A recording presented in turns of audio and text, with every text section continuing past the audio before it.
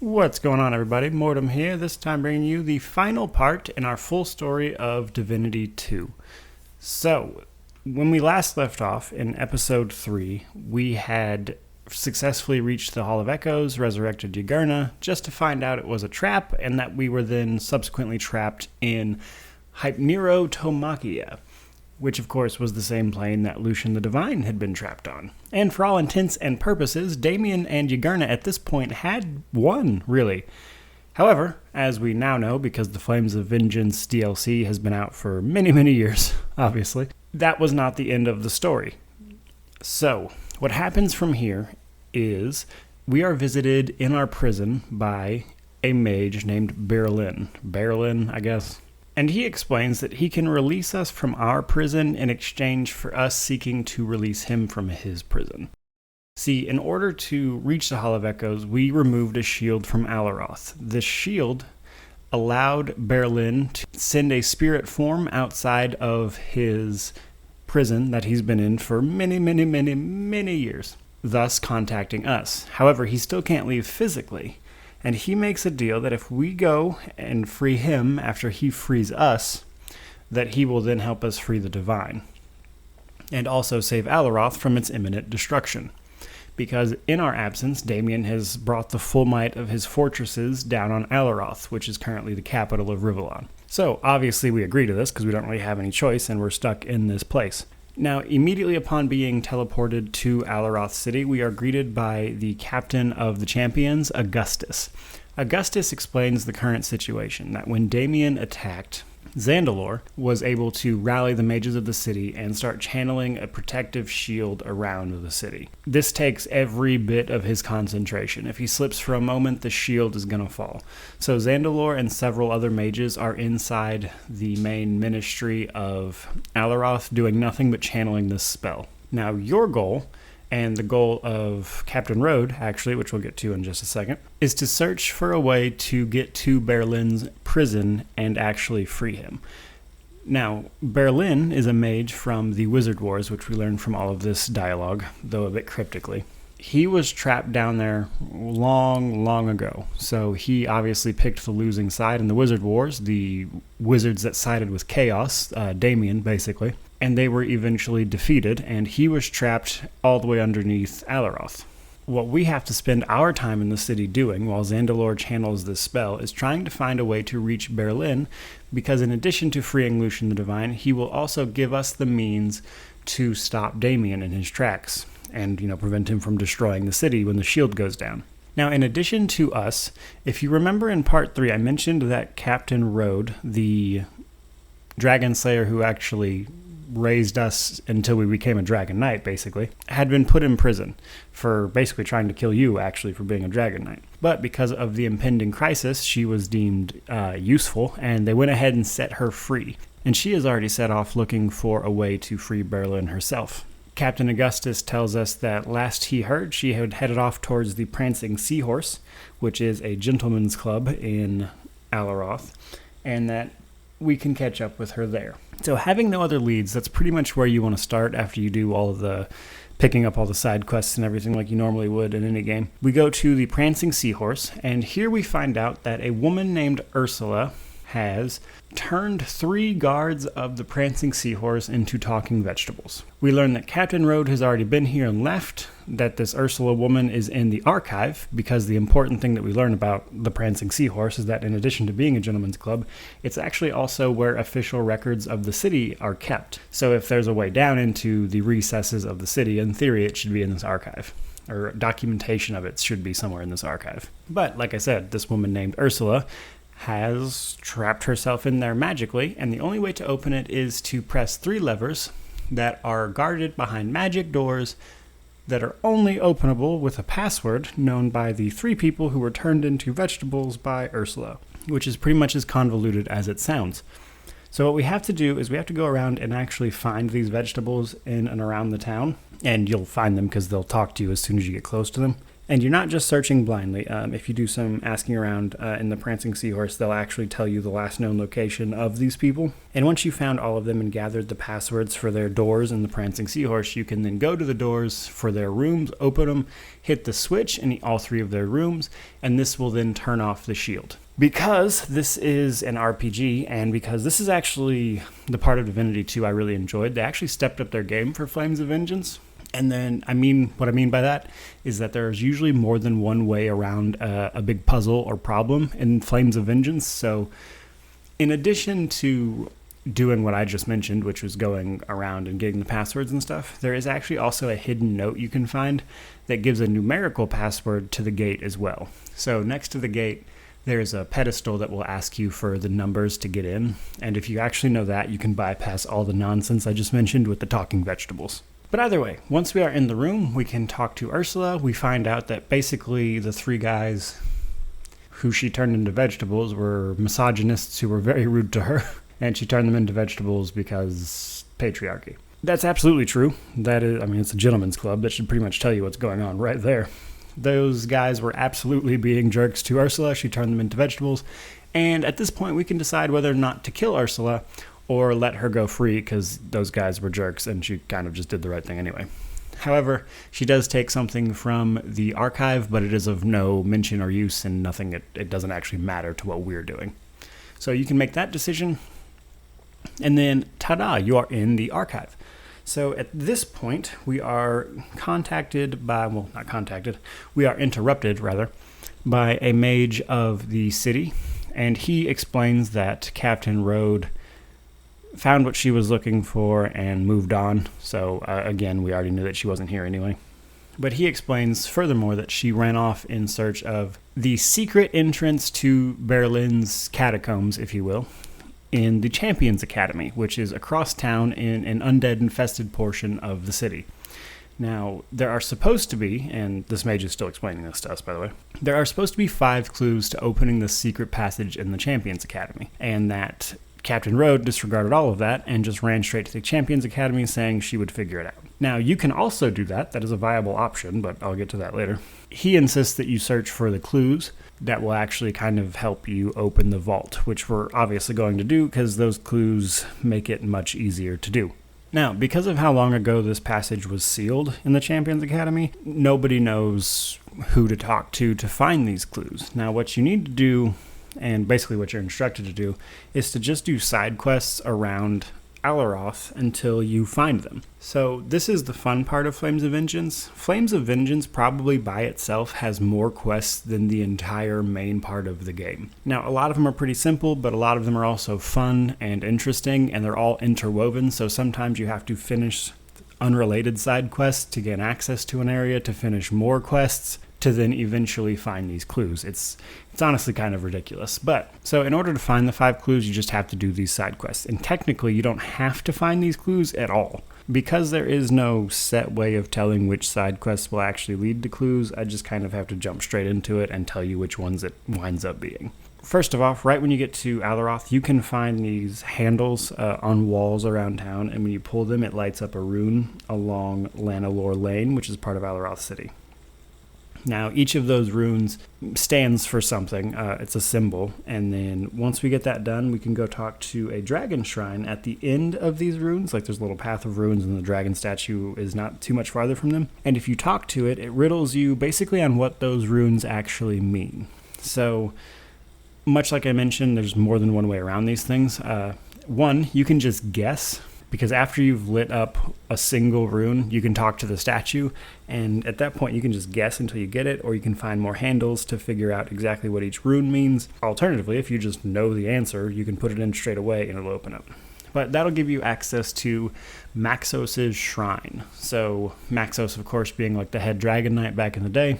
There is a small trial down here below, because trials are like Maxos's big thing. Past that, and you'll pick up one of the clues, which turns out to just be an item that has an inscription on it with a cryptic phrase that makes more sense later, but that's one of the clues. So that's probably the first one you'll find. The second one is at a place called Madam's Eve, which is basically a brothel, it would appear. So it turns out that all of the guests staying there were recently murdered. and because of this, you're requested to find the murderer. And this is actually one of the longer side quests, so I'll save you the hassle. After you do some investigating, you eventually find your way into a hidden cellar that is apparently in this brothel that no one knew about, and we run into none other than Zombie Jake. What you may or may not know is that Zombie Jake actually appears in Divinity Original Sin, which is a cool reference from this game into Original Sin, which is 2 games from now, which I thought was really neat. So once we put Zombie Jake down, he has another one of the clues, which is a ring, again with an inscription that doesn't make a whole lot of sense to us right now. The third one is actually a guy named Sir Gula. So Sir Gula is actually a champion himself, which are like the city guards, basically. This is one of the side quests that opens up after you've done a couple other side quests, so you have to solve a murder, a disappearance rather, of some healers. In doing so, you find out that Sir Gula has been requesting more and more food, and in order to satisfy that, a woman was straight up murdering people to give him more food. So naturally, you're like, well, we better go talk to Sir Gula, which is what you do. And it turns out that through a curse, he has been turned into a troll. He did not know that that woman was murdering people to get him the food he has been trying to eat. So in that way, he's not really guilty. But he does ask you to undo the curse that was laid upon him, and he believes it's from taking an artifact from a troll ruin that was an archaeological dig site in town. So he gives you the plate to go take back and put on the altar he took it from. So you do that, it undoes the curse, and then he gives you the next. The clue after that actually involves a champion of the guard. It turns out that one of the champions, the guards, has actually been worshipping demons, a guy named Hallowell. Interestingly enough, he's like one of the high-ranking leaders of the champions. So once we expose this, it helps to mind read for this one. That's probably the easiest way to get this quest, but there are a couple other ways. This is one of the ones that's more difficult and vague to actually start. You can eventually find out that Hallowell, who used to stay in a room in a tavern nearby, has frankly been causing weird noises and stuff to come from his room, and you can investigate that, and it turns out that Hallowell is actually a demon worshiper. You can go to his new room at another inn across town and confront him there, where he of course confesses to all this and then subsequently tries to murder you immediately, because of course he does. So you kill him, and then he actually has the 4th clue on his person. Now the 5th clue, the 5th and final one, actually involves us solving what is going on with the undead that are rising in a section of the city. Now, in addition to tracking this down, I just want to mention that this quest actually leads us to what I believe is the first mention of an elf inhabiting Livewood. So if you're familiar with Original Sin at all, something that is canonical lore is that elves can be turned into ancestor trees when they die, and it's basically a possessed tree, which is just a straight up elf consciousness inside of a tree, which is awesome because you meet one of these trees during this part of the game, and as far as I know, this is like the first canonical mention of such a thing happening. So it's really just kind of cool to see like this vague idea turn into like a full bloom lore type thing. So just a quick aside there. So once we fight our way through the undead portion of the city, we find out that it's actually being caused by a necromancer, nicely referred to as the engineer. So once we kill the engineer, it puts a stop to the undead in that part of the city, as well as gives us our final clue, as well as also gives us access to the Champions Academy, because the engineer is guarding the entrance to the Champions Academy, so you have to kill him regardless. So most of the clues are skippable. Like I mentioned, you can go straight to the Champions Academy. This guy is the one exception. You will always find at least this clue, simply because there's no way around it. You have to kill him to get into the Champions Academy. So there we go. We have all 5 clues. Now all we need to do now is go to the Champions Academy and unlock Berlin's prison. So this is the final dungeon of the game, if you will. So what we have to do is go into the Champions Academy, find a helmet of secrets, I believe it was called. And it's basically a helmet you put on that reveals hidden objects and like pedestals and stuff to jump on. And then once we have that, we can explore the Champions Academy with it, solve a few puzzles, which give us orbs. These orbs actually contain the names that are mentioned in some of the inscriptions of the clues we've been finding. So once we've got all of those clues found, we can then head to the section of the Champions Academy that is the entrance to Berlin's prison, and there are a bunch of glyphs all over the floor that represent a concept: mountain, death, the snake, that kind of thing. Now, the inscription will mention the name of the orb and then the name of the glyph. So you have to put one of them on like the death glyph on the ground and that kind of thing. So once the 5 orbs are in place on the appropriate glyph, the chamber opens up. So once again, if you already know which orb goes where, you can actually head straight to the academy, solve this puzzle, and go straight down. Upon entering Berlin's catacombs, we actually find Captain Road, who has been petrified. She has been petrified by Belegar, the mage, the wizard, the guy. So if you've played, again, Original Sin, Belegar is mentioned actually pretty heavily in Divinity Original Sin. Now, what you may not know is that Belegar is one of the wizards still surviving to this day, and despite the fact that the dude's crazy and rhymes a lot, is still a very powerful wizard, because all wizards seem to be, and their lifespan seems infinite for some reason.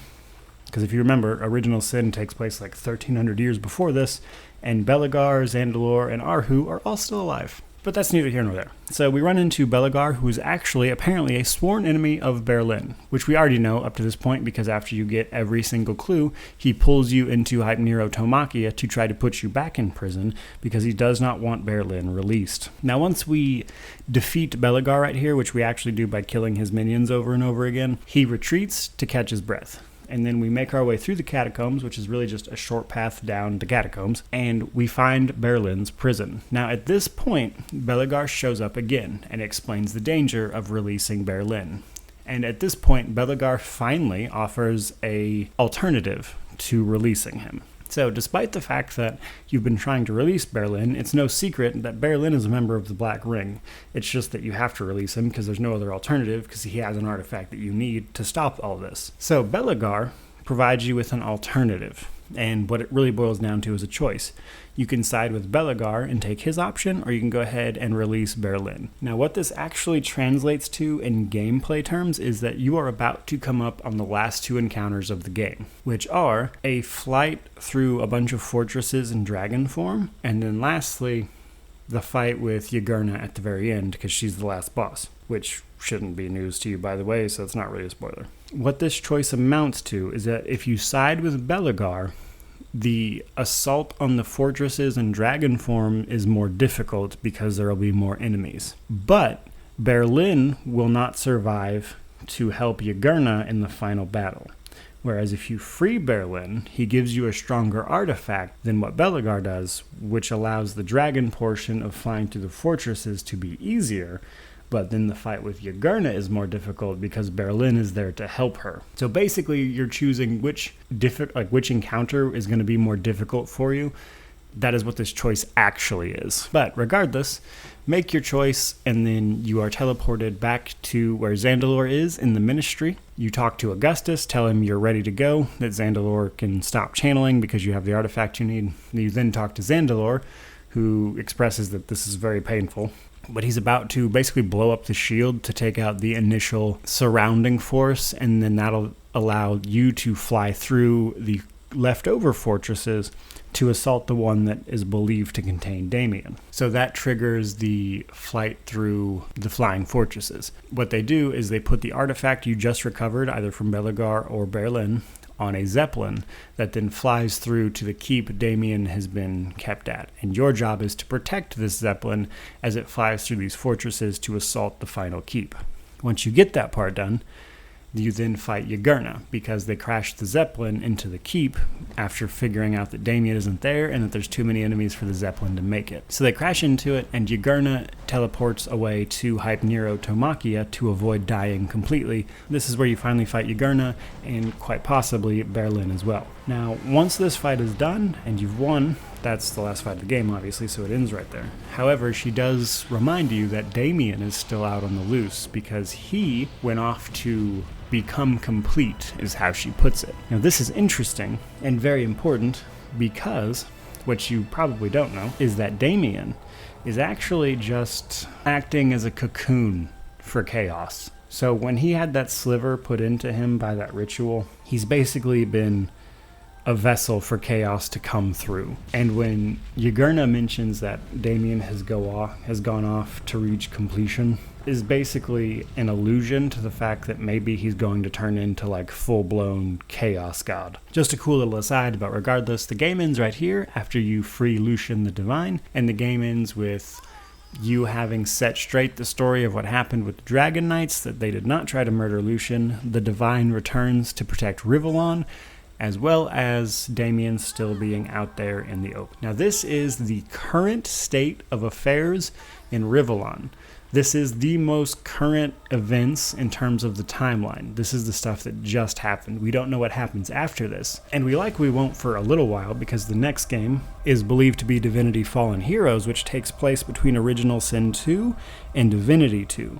So it's still, which it would appear that that game is going to fill in some plot holes, hopefully, between the two games, because as I mentioned in my series timeline video, there are quite a few of them. So, that said, this is the most current events. I love the Flames of Vengeance expansion because it actually kind of marks, for me, where Larian Studios kind of really leaned into the RPG aspect of things since Divine Divinity. Divine Divinity was actually a lot, like there were a lot of choices and stuff in Divine Divinity. And then Beyond Divinity and the main portion of Divinity 2 were actually a little meh in comparison to Divine Divinity. But Flames of Vengeance, it's like there are choices, there are ways around things. You don't have to do everything in one way. You don't have to do them at all in some cases. And I just really enjoyed that personally, and I thought Flames of Vengeance was a great turning point in the studio, personally. Now, after this, our next game up to cover is Dragon Commander, which takes another complete genre twist, so enjoy that. There's like a real-time strategy portion of that game. It's gonna get weird. But there you go, guys. This is the story of Divinity 2. I hope you enjoyed it. If you did, please like, comment, subscribe, all that jazz. But thank you so much for watching, and have a great day.